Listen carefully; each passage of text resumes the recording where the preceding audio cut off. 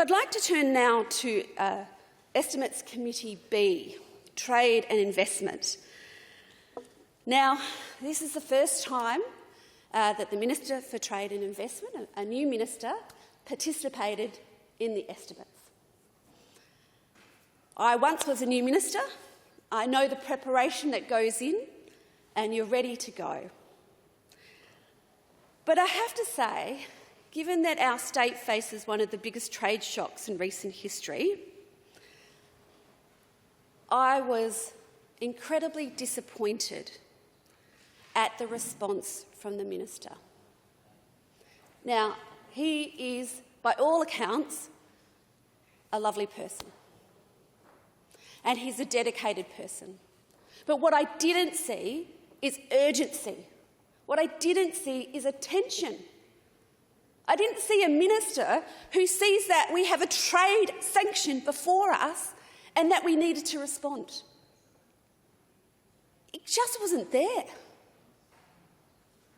And I'm very concerned about that, because when I said to him, how many jobs are supported by exports in South Australia, he didn't know. I said, how many direct clients does this department support? He didn't know. And what is our plan to deal with this pending crisis? We don't have one. We don't have one. Now, we heard over the weekend things got far worse than we ever imagined for our wine sector.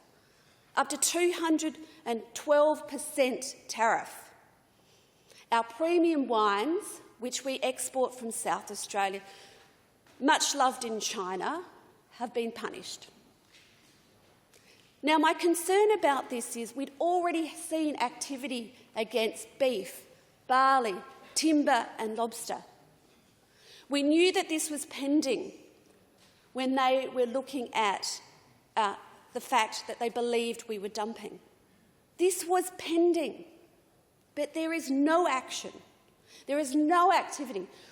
When this news came out on Friday, the Labor leader and I called for an urgent task force for those people in wine exports. But we've seen no announcement here. But I'm really not surprised, given the type of answers and commentary we heard during estimates. Now, there were two former ministers sitting in that estimates committee, the member for Chafee and the member for Schubert. And frankly, I think they were surprised. While there was information about programs and things that they had done, there was not detail about the brief and the pending issues that face us in trade. I think they were surprised at the lack of detail. Now, the minister said he's had some conversations with the consul, he's written them a letter, but what we need is urgency and being proactive. What is it that our wine exporters need from us? Do we need to make sure that every South Australian family has a bottle of South Australian wine on the table at Christmas? Do we need to make sure that the storage challenges for these exporters is supported? Do you even know what their needs are right now? And I got none of that clarity and none of that information from estimates today. Now, we talked about the International Freight Assistance Mechanism. We did some good work here. It was started when our rock lobster industry were impacted back in January. And we welcome that assistance to keep the air freight moving, but we have questions. Will this continue? Have the federal government committed to continuing that mechanism? Or are they going to ask us as a state to step up and to contribute?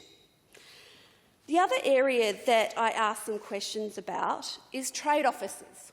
And this was a very fundamental core policy of the Marshall Liberal government when they came to government in 2018.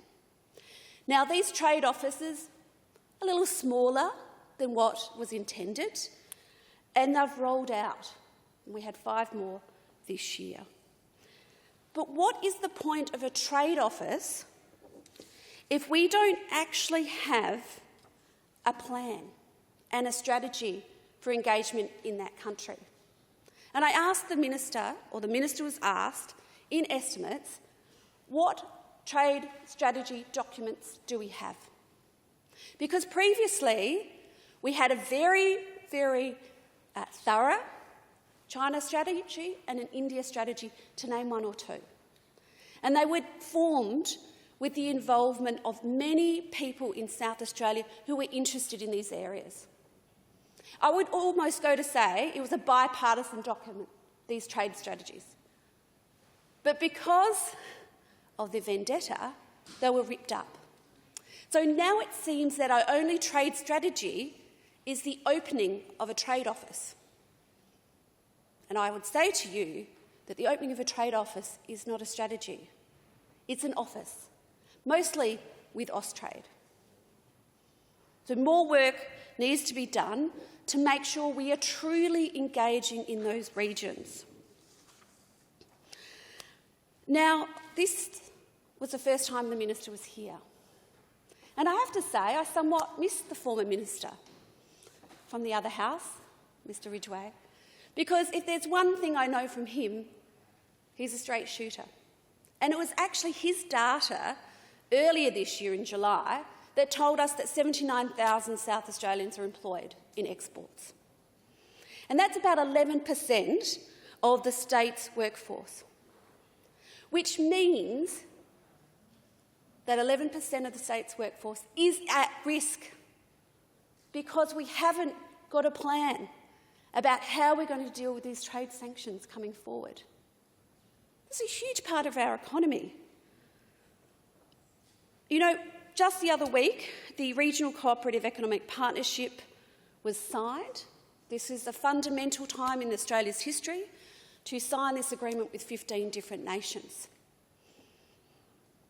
But we signed this agreement, and yet here in South Australia, we don't have a plan to deal with that new economic partnership. You've got to do the work. You've got to be clear about how we're going to benefit from that new opportunity. So what I took from both Estimates Committee A with the Premier, focusing on tourism, and Estimates Committee B with the Minister for Industry Trade, is it seems that this government, the Marshall Liberal government, has run out of steam. Now, I know it's a tough time. We know there's a global pandemic. But there is lack of urgency, there's lack of attention, and there's decisions being made without a plan. It's just simply not good enough. Let us remind ourselves the tourism industry employs more than 40,000 South Australians. The trade industry employs more than 79,000 South Australians. We need urgent action to make sure that we save these jobs.